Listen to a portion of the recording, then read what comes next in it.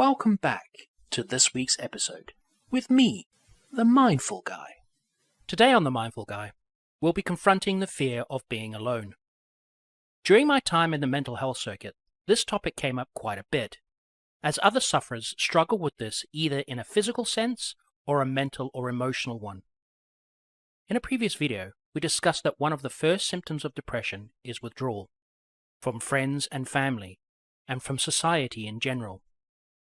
I experienced this firsthand, but didn't realize what I was doing until much later, as I began to understand my illness in more detail.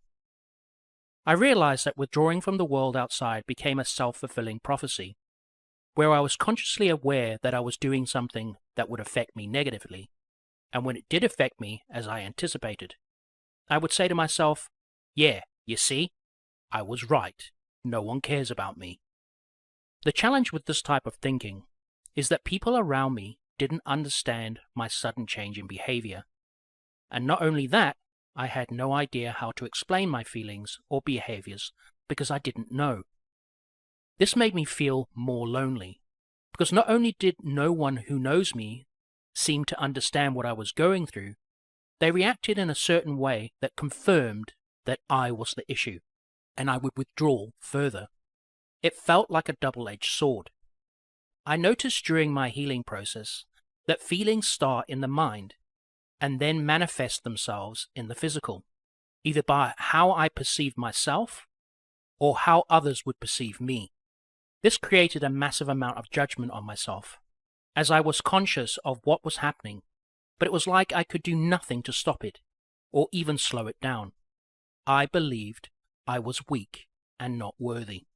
My self-esteem and confidence began to weaken, and my sadness just went into a freefall, and all I wanted was for someone to understand what I was going through. This inability to express myself made the feeling of loneliness worse. The deeper down I went, the worse my depression and loneliness grew. When things got that bad, I thought I was the only one this was happening to. After I got into treatment, I realized how wrong I was. When others spoke, I used to find comfort in the fact that others had gone through and felt what I had felt. Finally, I had people around me that understood. This was only the beginning, but it was that realization that motivated me to press on. I wasn't alone anymore. In my opinion, I think a lot of the difficulty comes with expectation, and when the expectation isn't met, judgment sets in. Let me try to explain what I mean. Let's create a hypothetical situation for a moment. You are feeling sad and depressed for whatever reason. You go to your best friend, who you have been friends with most of your life. You open up to your friend, but instead of getting the sympathy, compassion, and understanding you were hoping for, you got something completely opposite.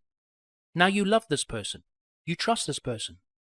So, when they dismiss your feelings and that you need to get over it, you begin to judge yourself, and most times harshly.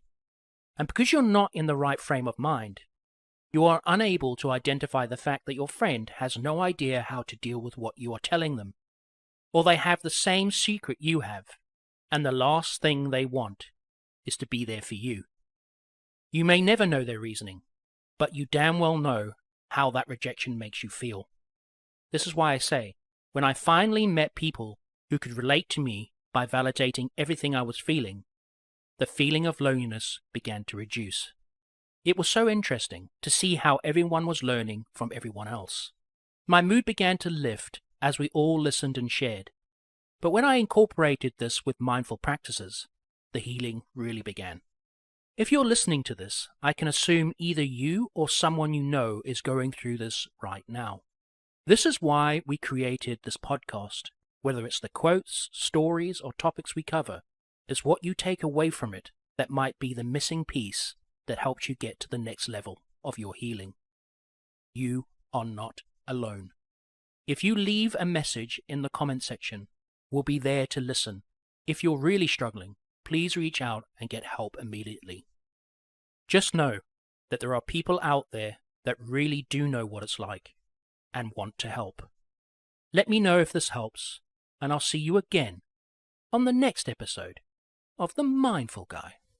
If you like what you hear and you want to see more, click the like, subscribe, and notification buttons, or leave us a comment in the comment section, and I'll see you again on the next episode of The Mindful Guy.